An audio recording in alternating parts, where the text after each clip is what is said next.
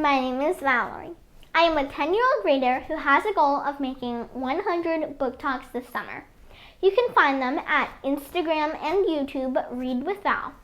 Today I have a super exciting guest who is an author herself, and her newest book is going to come out tomorrow. And I have some exciting questions for her, so stay tuned. Hi, Miss Stacy. It is such an honor for me to be interviewing you today. I've read 2 of your middle grade novels, The Miscalculations of Lightning Girl and Millionaires for the month, and I can't wait to read The World Ends in April soon. I have a few questions for you today, but before we get into that, can you please tell us a little bit about yourself? Absolutely. Thank you so much for inviting me to be interviewed. I'm very excited to be here virtually. As you said, my name is Stacy McAnulty. I'm a children's book author here in my home office in North Carolina. This is where the magic happens, so this is where I write. I'm the author of 25 books for kids, so I do picture books and chapter books and novels, which you have read. And I wasn't always a writer. Before becoming a writer, I was a mechanical engineer. So that's a little bit of a different path than a lot of authors take. I'm the mom of 3 kids and 3 dogs. So that's a little bit about me. Okay, so the first question is, how did your writing journey start? How did it start? Well, like I briefly mentioned, I was an engineer, so I didn't go to school for writing. Actually, in college, I didn't take a language arts class for a grade. But then I was working as an engineer, and then I became a mom, and I started reading books to my kids, and I fell in love. I was like, oh my gosh, these are the best things ever written. So, and at that point, it was picture books, because they were little kids. So I'm like, I want to do this. I want to write books for kids because I was just so in love. So I tried my hand at writing. I started writing, and again, I didn't have any education with this. And I wrote for 12 years before I got published. So it didn't happen overnight for sure. You know, my daughter, who I started reading picture books to, was all of a sudden in middle school before my first book came out. So it took me a while to learn how to be a writer. I find your books and topics to be really epic and unique. How do you come up with ideas?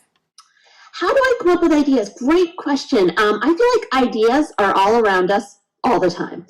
And we have to open our brains through, our eyes and our ears and our brains to pick up on these ideas. So I'll hear something, and then it'll sit with me for a little while, and I'll be like, man, could that be a story? Could that be a book? So sometimes it's things my kids say.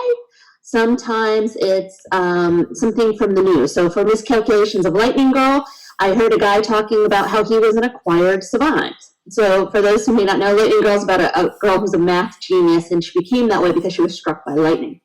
Well, acquired savants are real. This guy had had a head injury, and when he recovered from his concussion, he was a math genius. So that little seed of an idea came from a news story. Millionaires for the month was my kids and I and my husband sitting around at P.F. Chang's, and we were in the Mega Millions and Powerball were both like $500 million each. So of course we're talking about like, how would you spend the money if we had $500 million? And that's where that idea came from, is how would kids spend a lot of money really quickly. So, so you just open your brain and your eyes and your ears to ideas, and you'll find them all around. If you were Felix and Benji in your new book, how would you spend $5 million? How would I spend? Well, as you know, in the book, they have a lot more rules, right? They can't just spend the money in certain ways. If I didn't have rules, I would probably get a new house. I mean, we have a lovely home and it's great, but I love dogs. And so I would like to get a house where I can have even more dogs. Like I said, I have 3 right now. We might be getting a 4th this weekend. So I'm a little dog obsessed.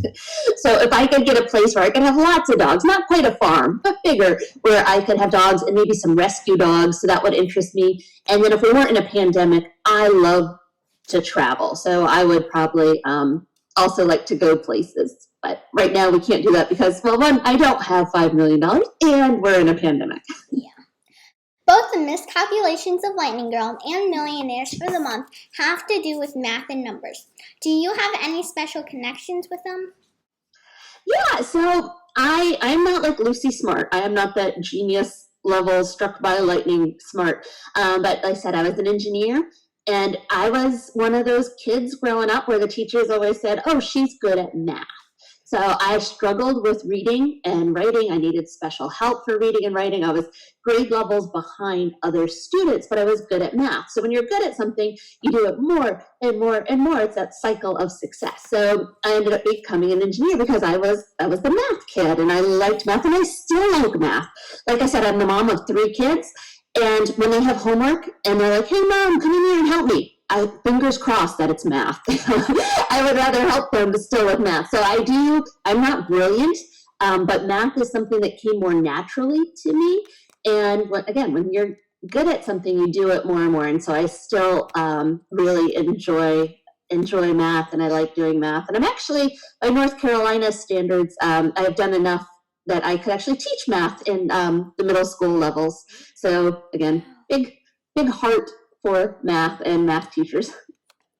What new hobbies have you encountered recently? New hobbies recently? I don't know if anything's really recent. I guess does this count? Animal Crossing? Does that count as a hobby? I guess. So in May, I bought myself a Nintendo so I could play Animal Crossing because I felt like everybody was doing it. So I play my Animal Crossing every day. So that's kind of my newest hobby. Other things that I like that I've been doing a long time. I like to bake. I like hanging with my dogs, and I like photography. So, Miscalculations of Lightning Girl, Levi is a photographer with like an actual camera, not just the cell phones. So I do like photography, and I have a big camera with all different lenses, and I like to take pictures. I like baking. Nice. That's one of the things that I like. That's probably. Do you clean up afterwards? Yes. Good job. Yeah. Are you working on your next book? If so, can you tell me a little bit about it? Sure. Because I write different things, I'm working on different things. So this morning, before talking to you, I was working on another book in the Our Universe series, which is my picture books. So I was writing another Earth story, and I'm actually doing my first nonfiction for the middle grade. So for your age level, it's not a picture book. So I'm doing my first longer nonfiction. I'm working on that. And then I've just started outlining a new novel. It's actually going to be 2 novels. It's going to be my first kind of in a series that we hope will come out in 2022. So in a couple of years, about a girl that is perhaps ageless. Like she does not get any older. She is forever 12 or perhaps forever 13. We haven't narrowed the age down quite yet, but that's what I'm outlining now. And sometimes, I'll warn you, sometimes I outline things or work on things or write a couple chapters and then I put them away. It might not work out, but I'm excited right now. Got a lot of energy, and I think it's going to be great. But we'll see. You'll have to check back with me in a couple months and see if the writing is going well. Lastly, your new book is coming out tomorrow. Do you have any thoughts or feelings? Yeah, it's always fun when a new book comes out. I don't know, you've probably heard authors say this, they call it a book birthday. Yes. You heard that? Yes, I have. Yes. So I love to celebrate a book birthday. So there will be cake. We'll probably stop at, we have a little cupcake place in town, so I'll probably get cupcakes tomorrow. I don't like to cook on my book birthday, so I think we are going to order Mexican for dinner. And it's just a fun day because a lot of my author friends and librarians and educators and stuff will all on social media say happy book birthday. So it's just a fun day to celebrate the years of work that went into that book. So it's a day that I truly enjoy, and I'm very grateful for everyone who plays a little part of it. Thank you for all your answers to my questions, and I really enjoyed learning a little more about you. Well, thank you. And who's that right next to you? This is my sister, Olivia. Hi, Olivia. Hi. Well, I appreciate you interviewing me, and I really appreciate you taking the time to read my books. There's so many great books out there, and when you choose to read something of mine, it feels so good. So thank you so much, and I hope you have a great week. Thank you. Have a great week too. Bye. Bye. I just got off the interview with Stacy McAnulty. And wow, I learned so many things about her career, and I learned some lessons too. One thing that really sticks with me throughout the whole entire interview was that she kept reviewing and revising and kept writing for 12 years to get the first book published. And that means she's super persistent and she really believes in what she does. And I think that is a really big lesson to just keep on going and believe in yourself. One of the fun facts that I learned in the interview was that she actually thought of Millionaires for the Month, the book idea, while going to a restaurant with her family. And they just thought, well, if you had $1 million, what would you spend with it? And that idea grew, and she made a book out of it. Hope you guys enjoyed the interview, and it was super fun for me. And remember to read on, have fun, and dream big. See you guys later. Bye.